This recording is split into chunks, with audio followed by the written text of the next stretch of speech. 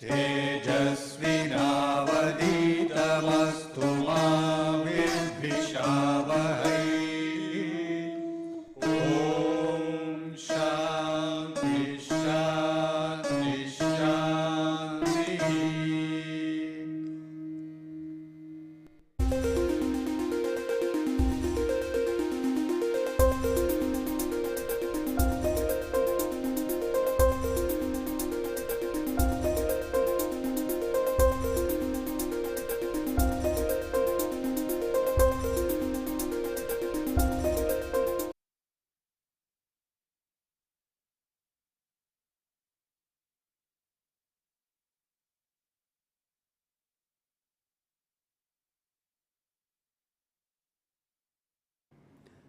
Good morning.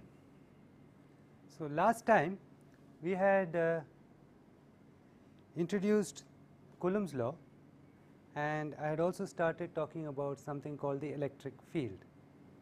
I want to continue on that, and I will repeat a little part of the last class so that you feel comfortable with the material. So, we had Coulomb's law, and Coulomb's law said force on a charge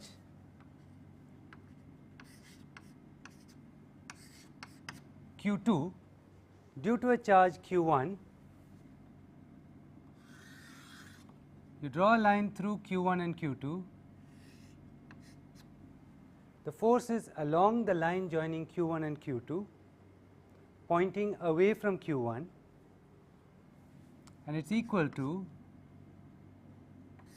Q1 Q2 over 4 pi epsilon naught times 1 over R12 squared in this direction, which your textbook calls A12. So, this was what Coulomb found, and we worked out some examples of what happens when you use it. Now, this force is a force exerted on a particle. If you ask what this force depends on, force depends on Q1, depends on Q2, it depends on the location of Q1, and it depends on location of Q2. Given these quantities, you get a number, you get a vector. Now, it has been found to be very useful if instead of talking about force, we talk about force per Coulomb.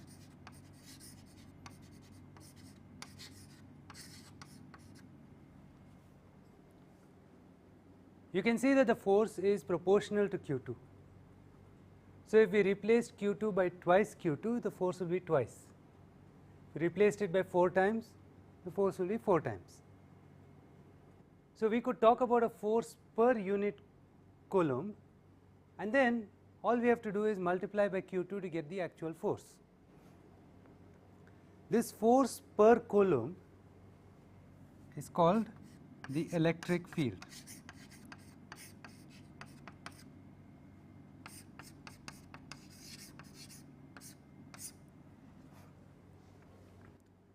It has got a symbol E. The units of force are newtons.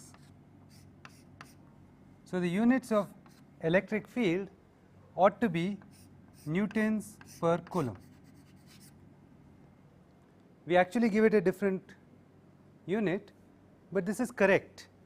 There is nothing wrong with this unit, but when we invent electrostatic potential, we use that instead to give a unit for the electric field. It is defined as Q1 over 4 pi epsilon 0, 1 over R12 squared A12. Q2 is missing. So, E is actually equal to the force F divided by Q2, because you can see that is the difference between this formula and this formula. Now, this seems rather arbitrary. I mean, I could have divided by Q1 as well and got some other vector which I then say is per Coulomb per Coulomb. If I have got the force, why do I need to complicate life and create a new vector? Well, there is a reason. It has to do with how we view Coulomb's law.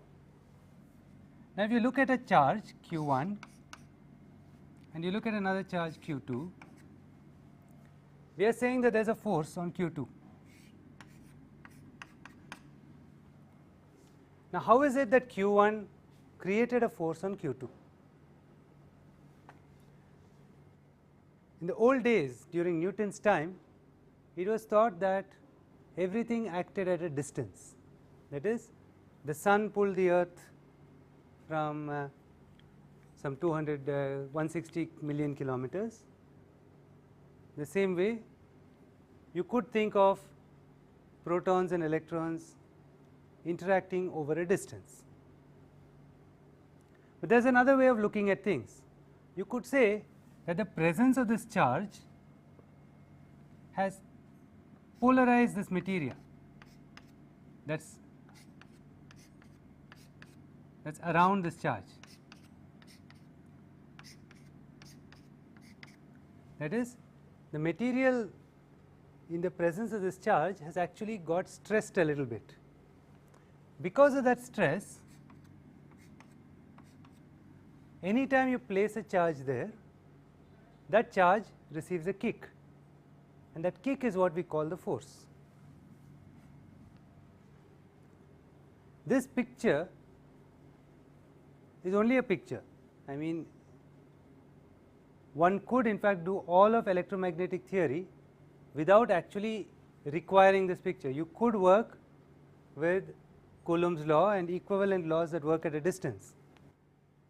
But modern physics has shown that there is a lot of validity to this picture of stress vectors, stress fields.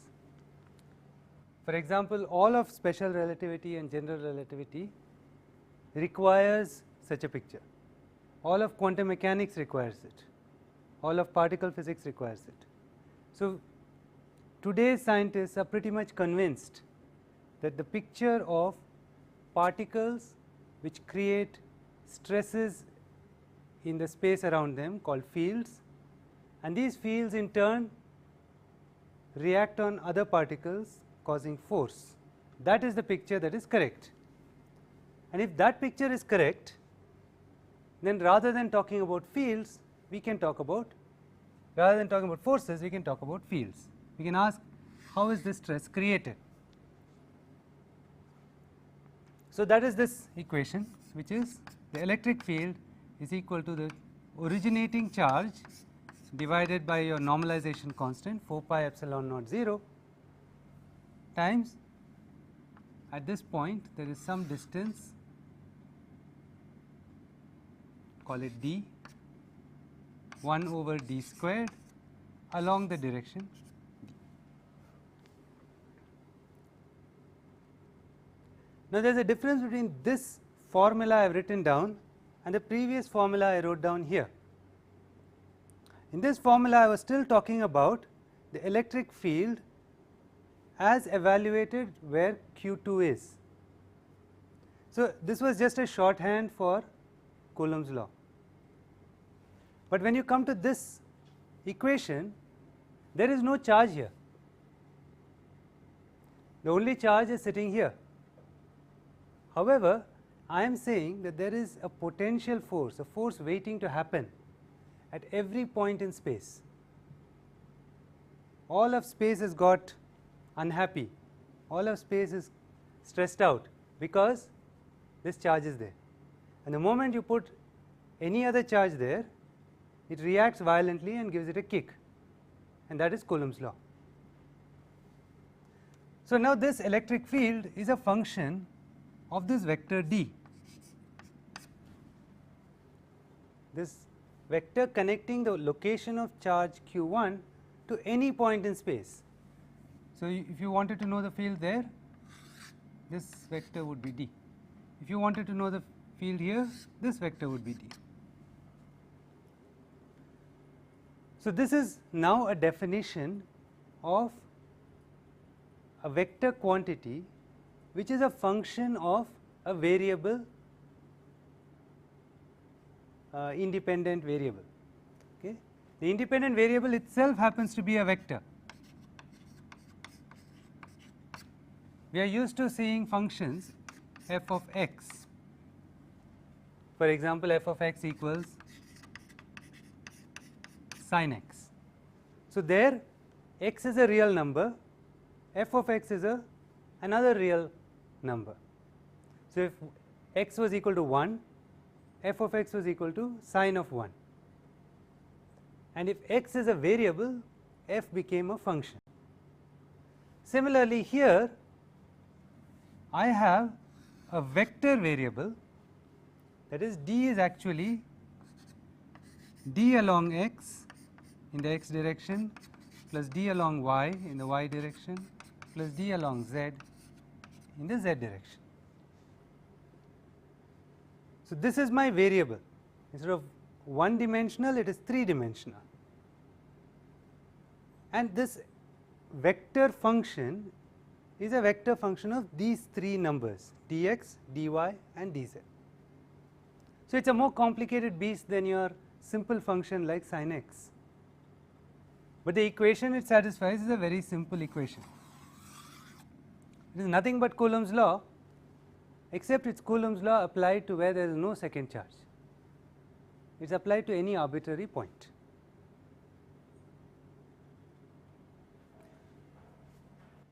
Now, last time we talked about the superposition principle.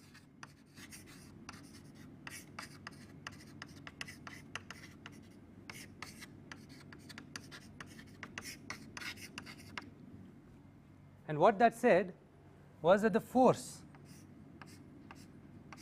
at any point due to a bunch of charges, so you had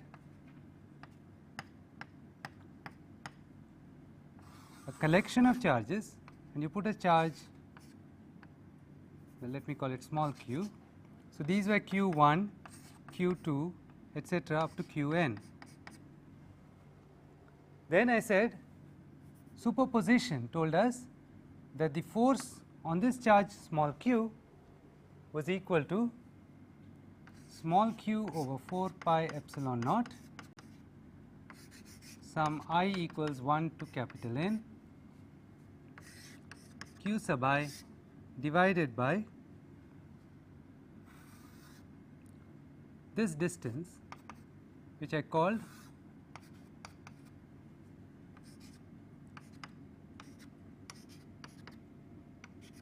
Ri. So, Ri is nothing but the distance vector between the charge qi and small q.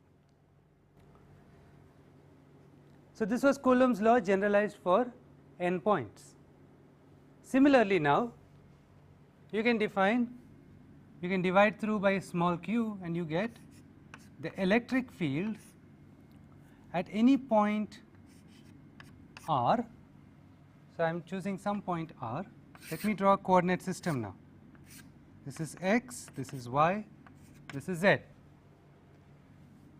So, this vector from the origin is r.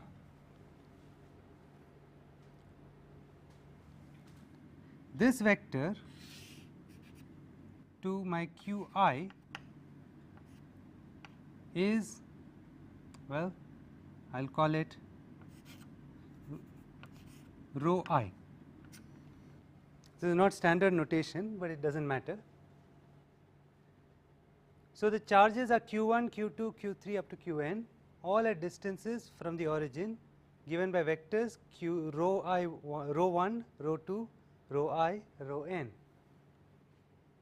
I want to know the electric field at this point. There is no charge there anymore. So, how would I get it? My answer is I will put a charge of 1 coulomb, measure the force. Electric field is the force per coulomb, which means it is the force on 1 coulomb. What do I get? I get it's equal to 1 over 4 pi epsilon 0 sum I equals 1 to n q sub I, but I now need this distance, this vector.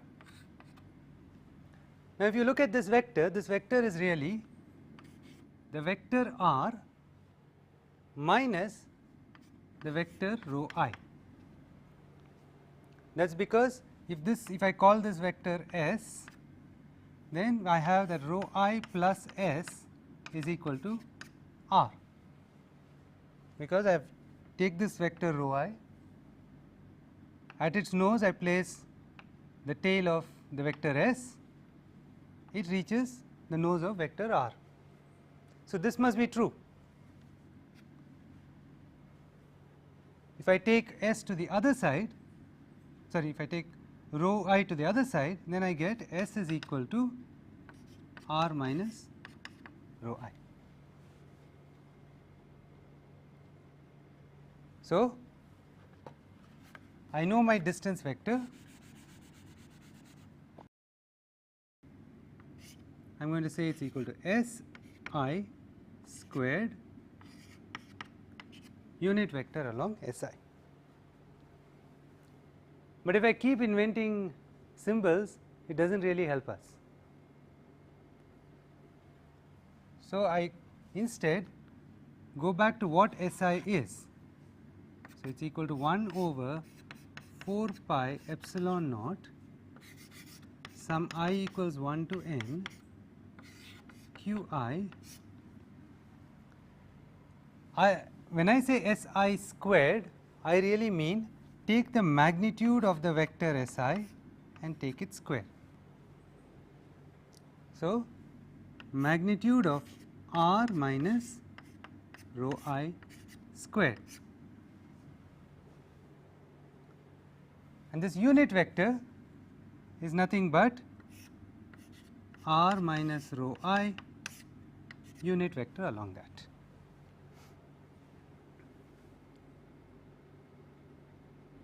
What have we gained? What we have gained is, if I have a collection of charges and I am given that collection, so the charges are fixed in location.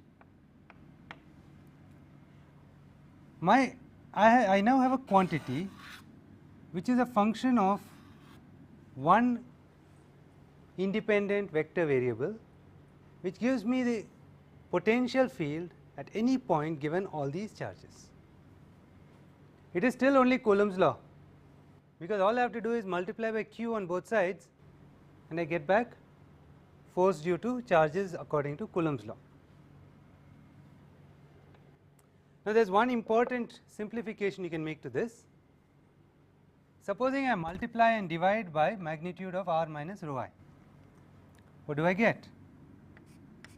1 over 4 pi epsilon naught sum I equals 1 to capital N q I divided by r minus rho I cubed. Now, out here if I multiply by magnitude, a unit vector times the magnitude is the vector itself. If I have any vector with a direction and length, the unit vector along that direction has a length of 1. This has a length, say v. So, if I take this unit vector and multiply it by the length v, I get the vector itself. So, since I multiply it by the length and I have the direction, this is nothing but the vector itself.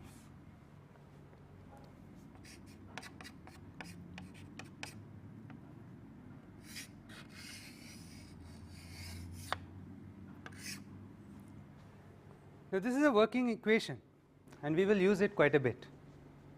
At the end of last class, I was talking about how you go from a sum of n charges to an integral.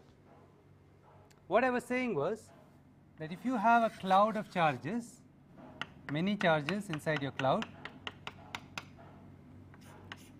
n very large,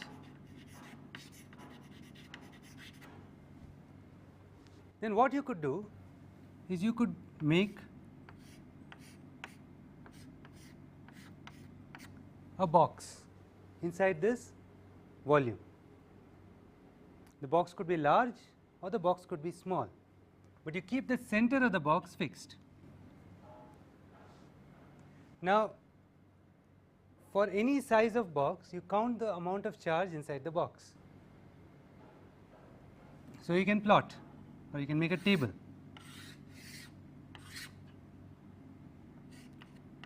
Supposing the size of the box was delta, and you tabulate charge of the box. So you would have 10 centimeters, 1 centimeter, 1 millimeter, 1 micrometer, 1 nanometer, and so on and so forth. And you figure out how much charge is in the box each time. Now that of course is a varying quantity, but you can also find out how much average charge there is, which is you divide by delta cubed. And when you do this for a very large box whose size is becoming comparable to the volume, what you will find is if there are more charges here, fewer charges here, the average value won't reflect the average at the center of the box. So what you will find if you plot this,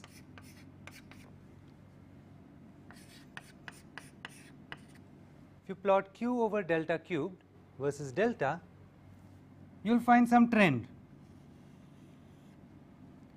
This reflects the fact that when your box is too large, it's not really measuring local properties, it's measuring the entire volume. But after a point, as delta becomes small, it will level off. It will level off till you start getting noise. You get noise when the number of charges in your box are very small. When we do any kind of measurement, whether it is electrostatics or its mass or it's anything, when we want to talk about average quantities, we want to take a box which is small enough that is measuring local properties, which is large enough so it doesn't see the statistical noise.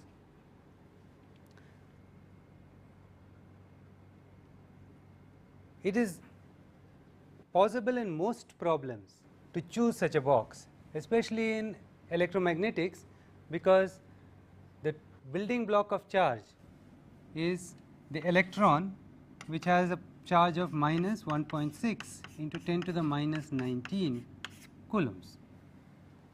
This is such a small number that when you take any practical problem, you have a huge number of charges inside your volume.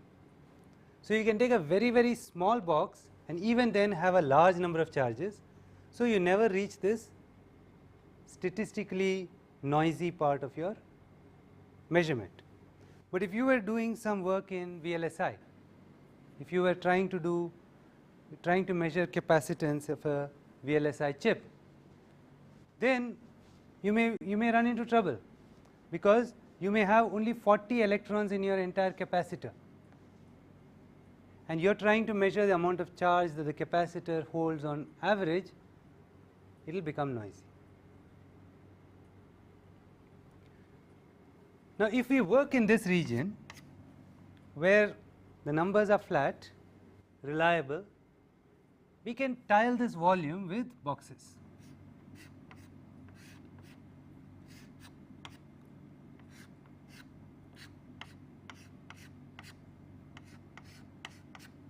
And we can fill the entire volume with boxes. Having done that, we can convert our sum.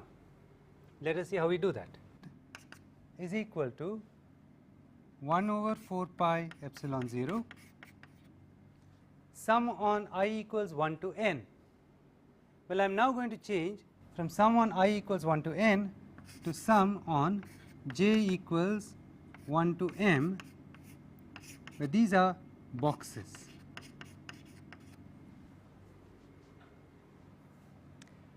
And then I say all the charges inside a box are really close to each other.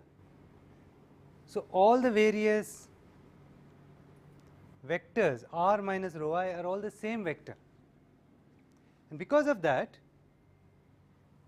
I will collect all the charge,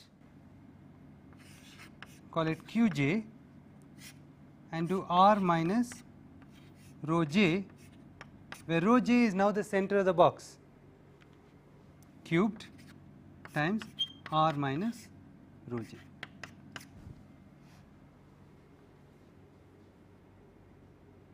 It looks like the same equation, but it isn't.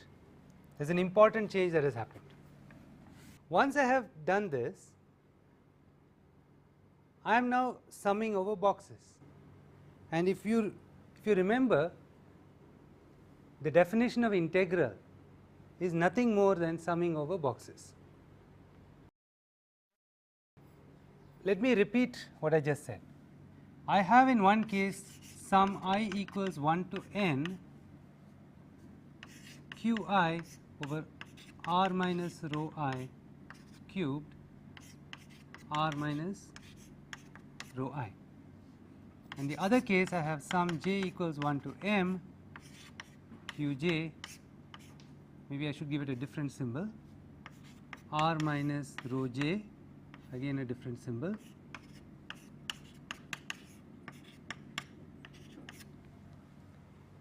they look exactly the same, but in one case I am counting particles. Particle 1 in my cloud, q1 may be here, q2 may be here, q3 may be here. So, when I sum them up, I am not summing up particles that are nearby each other first and then particles that are far away. When I look at the second case, what I have done is I have taken all the particles in this region, summed them up separately and got q tilde 1. I have summed up all the particles in this region and got q tilde 2. I have summed up all the particles here and got q tilde 3.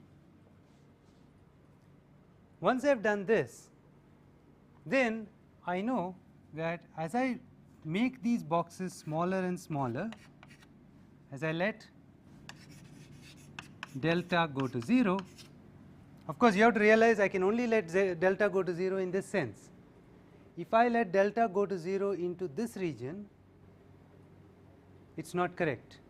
So, what we allow in mathematics, we say let delta go all the way to 0, cannot ever happen in physics. In physics, we always have to keep in our minds delta going to 0 means delta goes to a small number, not delta goes to infinitesimally small. So, we let delta go to 0, which means small, and this summation becomes an integral. So, I get the electric field at a point r becomes equal to 1 over 4 pi epsilon naught integral over a volume,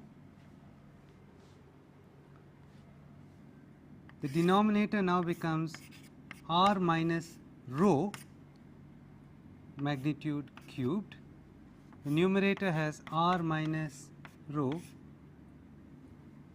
vector, but this quantity qj or this quantity qj tilde, it has to be broken up. This qj tilde is charge in box with sides delta cubed, with sides delta.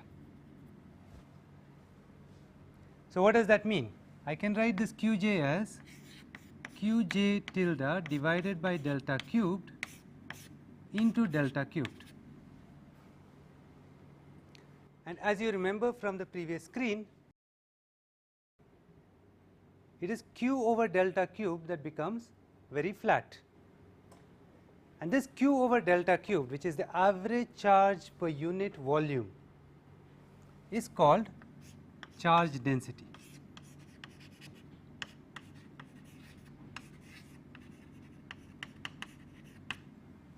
It's got a symbol. The symbol is rho of, well, I have used rho already, haven't I? So I'm going to do a course correction, call this r prime, rho of r prime and dV. Delta cubed is nothing but volume. So I have two kinds of equations. Let me write the other summation right next to it. E of r equals 1 over 4 pi epsilon 0 summation I equals 1 to capital N q sub I over mod r minus rho I cubed times r minus rho I. We have a summation form and we have an integral form. And it's important to understand that these two things are saying different things actually.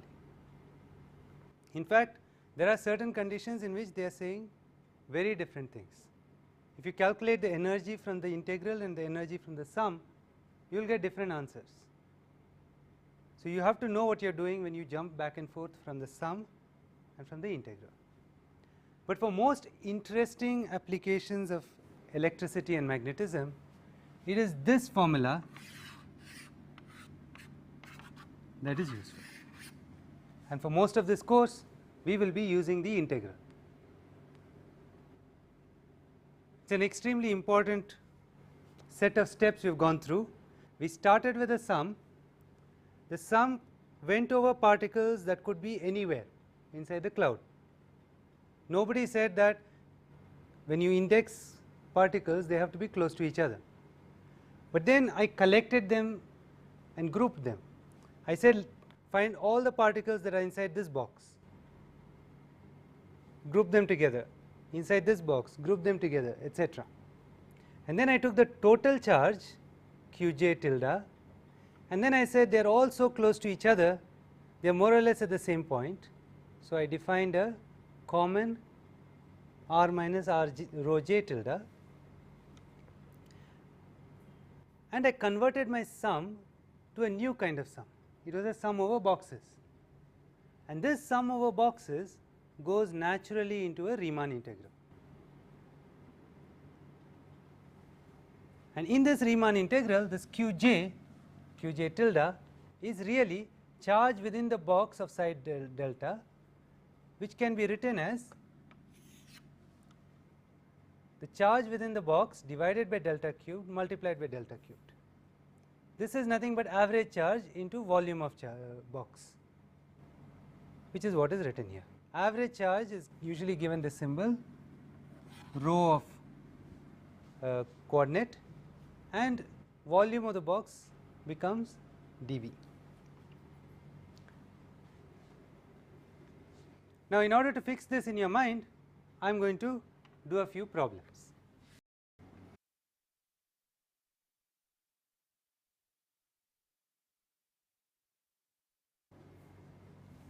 The first problem I will take up is that of a line charge.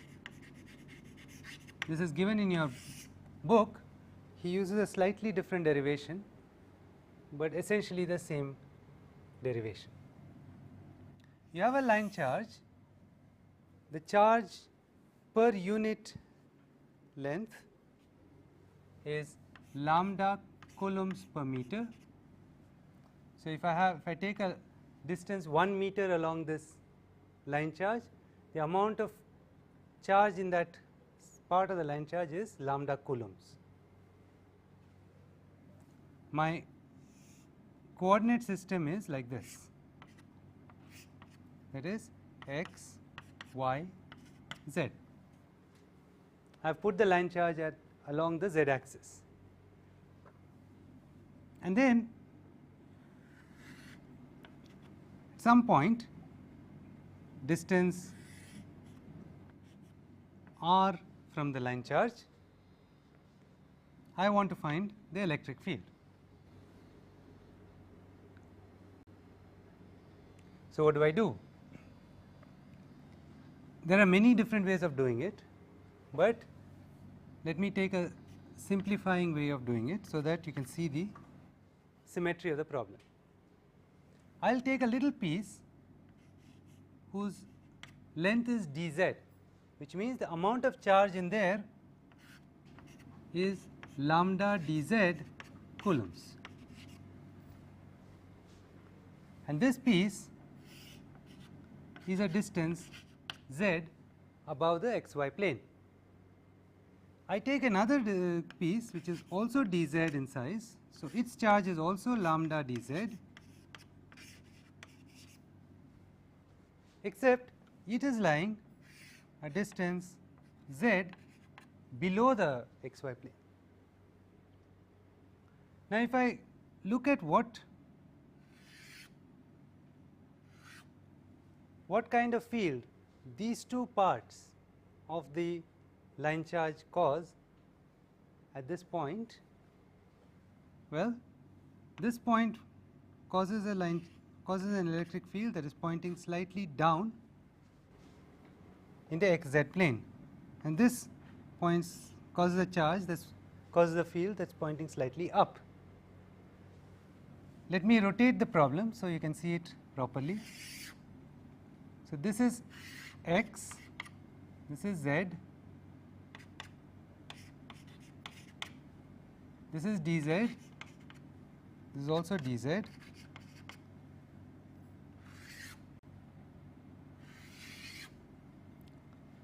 So, at this point the distance from this piece of charge to where we are, this distance is nothing but square root of this height squared z squared plus the radius squared.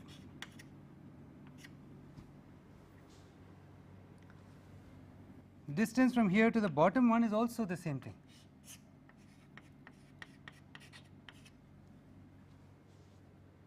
So, if you look at the formula for electric field, the electric field depends on the charge, it depends on the distance, and it depends on the direction. So, the electric field has a different direction for each of these, but it has the same magnitude. The magnitude of the electric field is nothing but lambda dz divided by z squared plus r squared.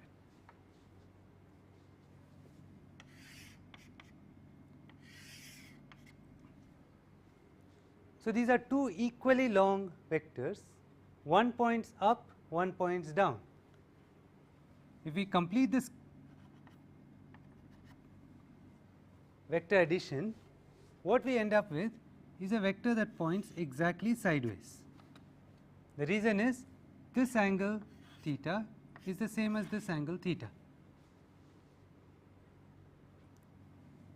So, it is a parallelogram and the resultant is a horizontal vector. How much is the length of that horizontal vector? Well, the length of each of these was equal to lambda dz over z squared plus r squared. This angle is also theta, so you have to multiply by cos theta,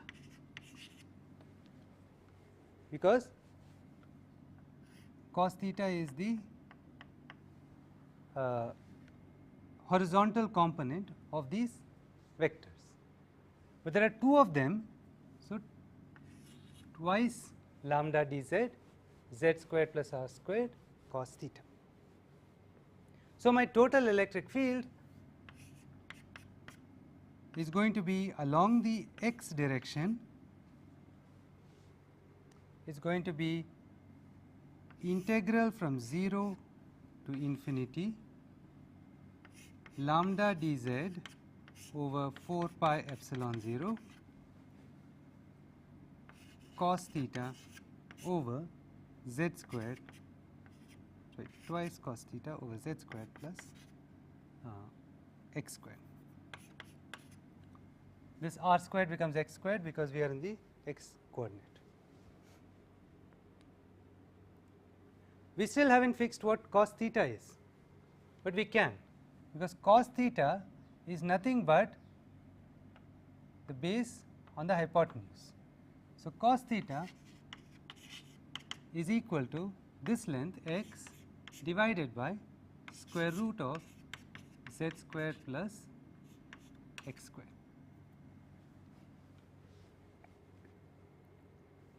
So, if I write that out,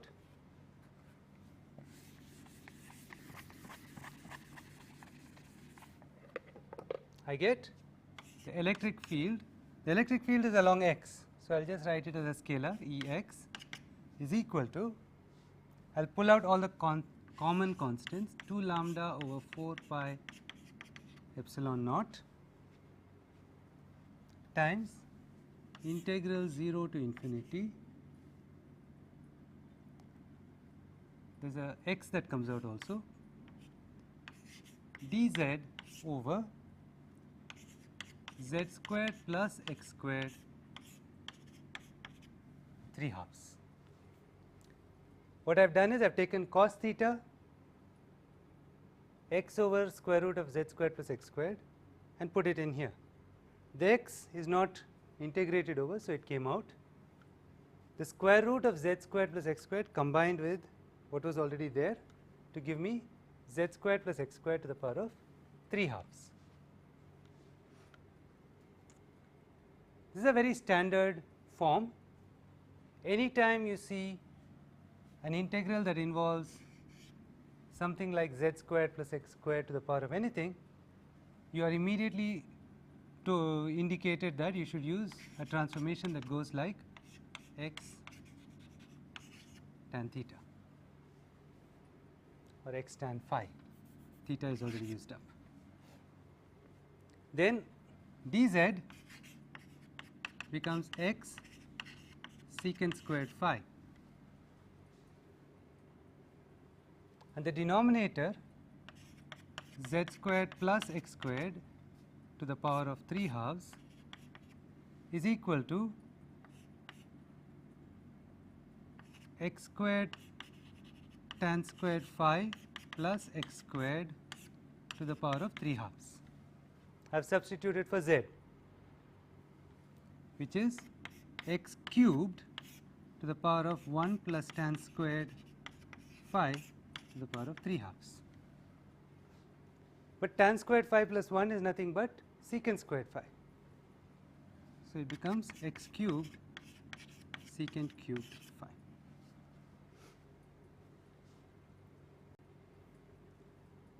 So, I get terms involving x which just come out, and I get terms involving secant squared, secant. So, what happens to my electric field? The electric field becomes twice lambda x divided by 4 pi epsilon naught. I get from dz, I get one more x divided by x cubed,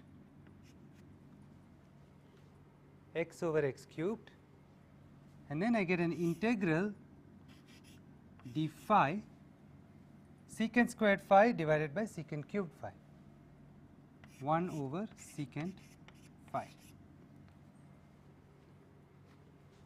The integral goes from 0 to pi by 2,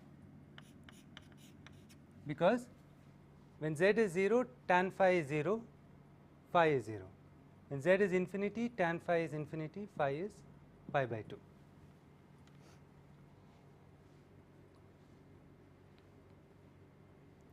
This is easily solved because 1 over secant phi is nothing but cos phi.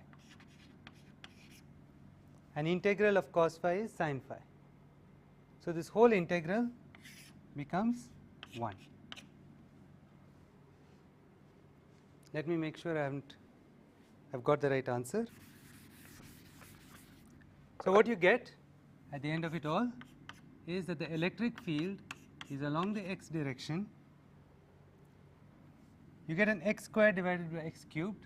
So, lambda divided by 2 pi epsilon naught 1 over x. Or if you allowed the direction to change, it would be the electric field is in the radial direction lambda over 2 pi epsilon naught 1 over r.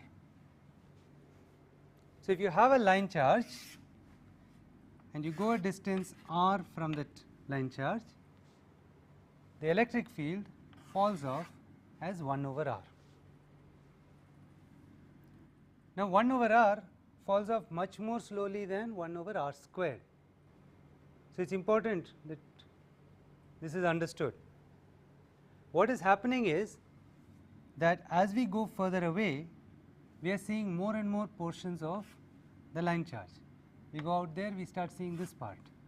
So, this is not the charge due to a point source, this is a charge due to a distributed source. Very close to the line charge, only this part of the line charge causes the electric field. These parts hardly do anything. Their electric fields are almost vertical and cancelling. As we go far away, now it is mainly these electric fields that do the job. As we go further and further away parts of the line charge contribute. So, that is why it does not fall off as fast as 1 over r square, it falls off as 1 over r. Your book has done the case of a plane, and he just uses the same formula and integrates it. One can do it in a more interesting way. Supposing you have a plane,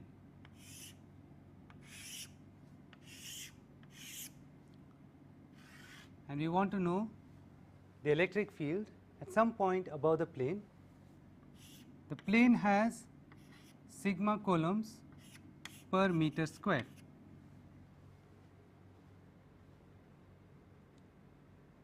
Now, let us take a ring centered about the xy location of the charge. So, I will put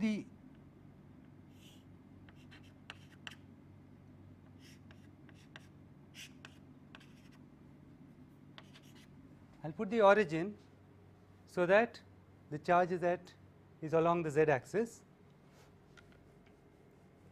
and I look at a ring.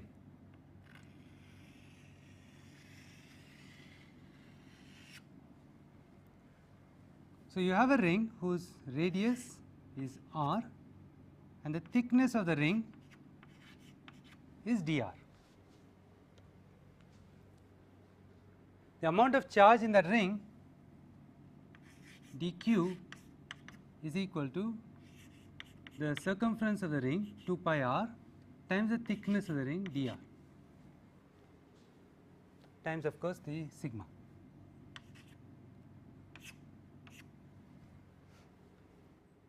Now, all points on this ring are equally far from this top point, and for every point here there is a point equal and opposite such that the electric fields are in opposite directions. So, only the vertical component survives. It is exactly the same idea I used for the line charge.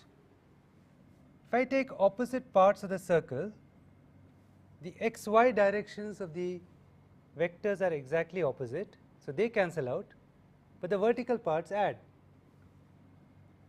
So, what you get is dE is along z, it is equal to this charge 2 pi r sigma dr divided by 4 pi epsilon naught times 1 over this distance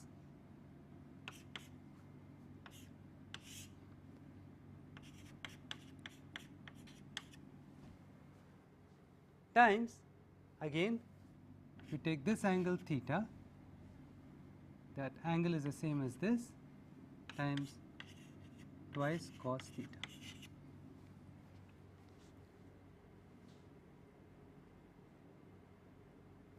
Cos theta is nothing but z over the hypotenuse. So, we can replace cos theta by z over square root of z square plus r square. So, the total electric field becomes 2 pi sigma divided by 4 pi epsilon naught. The r dr will go inside. This factor of 2z will come out. So, integral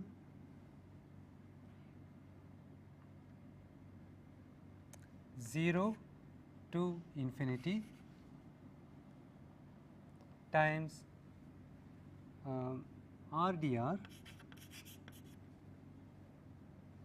divided by z squared plus r squared to the 3/2. Is that okay?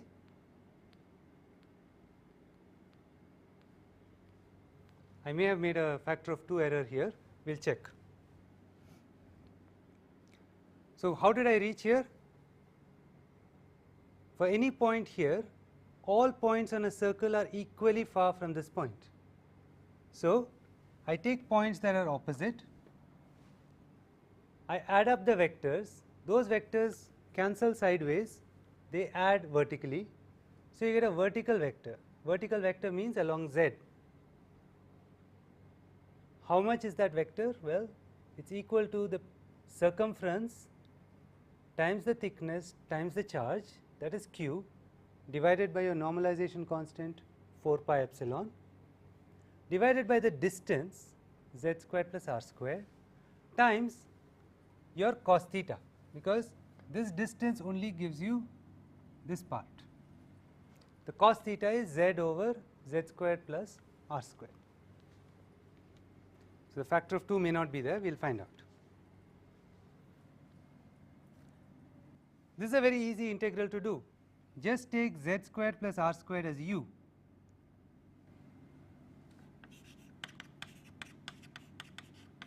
Then du is nothing but 2r dr. And since du is equal to 2r dr, the numerator is nothing but du. So, you get 2 pi sigma over 4 pi epsilon naught z times integral du over u to the power of 3/2. The limits are, upper limit is infinity, lower limit is z squared. Because when r is 0, z squared plus r squared is z squared. When r is infinity, it becomes infinity. Solving that, you get the answer, and I will just write it down. You get Ez is equal to 2 pi sigma z over 4 pi epsilon naught. U to the 3/2 becomes u to the minus half over minus half, evaluated from z squared to infinity. 1 over square root of u at infinity goes to 0. So, you are left only with this piece. And so, you get 2 pi sigma over 4 pi epsilon naught times a further factor of 2 times z over z, which cancels out.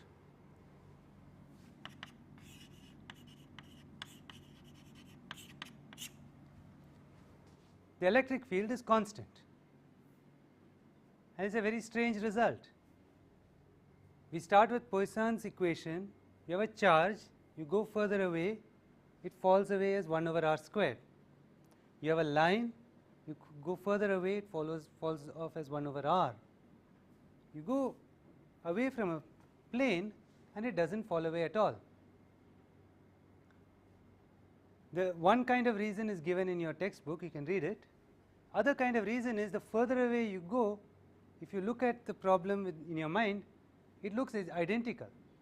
There is as much of the plane available to you no matter how far away you go. So, the answer can never change. I will continue next time when I will introduce the potential and Gauss's law.